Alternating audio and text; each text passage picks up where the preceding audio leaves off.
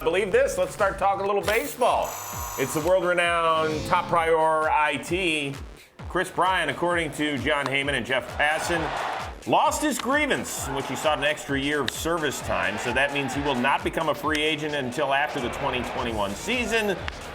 This is a big deal because Bryant's name has been bandied about in trade talk all offseason, but nobody was willing to pull the trigger because they didn't know if he was going to be a free agent after this year or after 2 years from now. So now we have official word, reportedly. It's going to be after 2021. Is he going to remain a Cub through the duration of his first contract, Kev?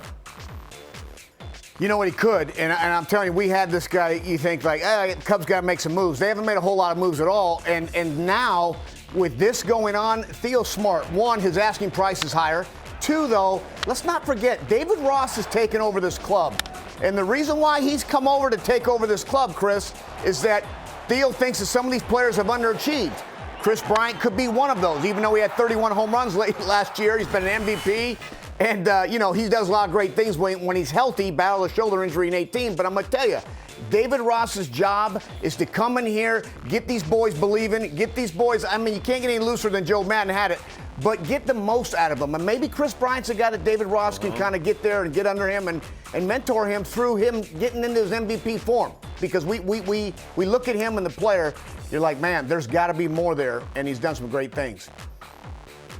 So it's interesting. I like Chris Bryant as a guy. I really like him as a player. I don't know how David Ross is going to get any more out of him other than being healthy. And David Ross is not a doctor, although he danced like one on TV. So I don't know if that's going to help. For me, though, it's always been the choice between Chris Bryant and Javier Baez. They basically have the same amount of service time. So which guy are you willing to give more than $200 million to? And I think over the last 18 months to 2 years, we've figured out it's Javier Baez. Do you agree with me? Yeah, you're exactly right, because you'd asked that question 2 years ago. We'd be like, yeah, Chris Bryant, here's your MVP. This kid's 6'5", you can play him everywhere, and he runs well. Yeah, so I think that's the choice. And I think if that's the choice, they're going to end up trading Chris Bryant. And I wouldn't be shocked if it's before the All-Star break. And it might even be sooner than that. I think that there's several teams out there that need a third baseman.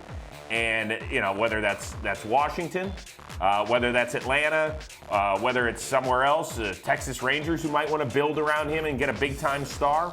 I don't think he makes it all the way through 2021. And that's not anything against Chris Bryant. I just feel that's the way it is. Cubs, big picture, Kev. They really haven't done much this offseason. They gave Steven Souza a contract. They gave Jeremy Jeffress a contract, but those are guys that are either coming off injuries or not great seasons. Are you a little surprised they haven't done anything, and have they done enough to stay in contention in this division? Yeah, I'm not surprised at teams that really don't need to make a move. If you sit here and go, okay, can we get some guys going back on track, and having some good years? Contreras is a guy staying healthy on the field. He can do anything he wants on that field. He's a 30-home run guy. We talk about Baez. Schwarber's a guy that's going to hit 40 home runs. Maybe the game's starting to slow down at the plate.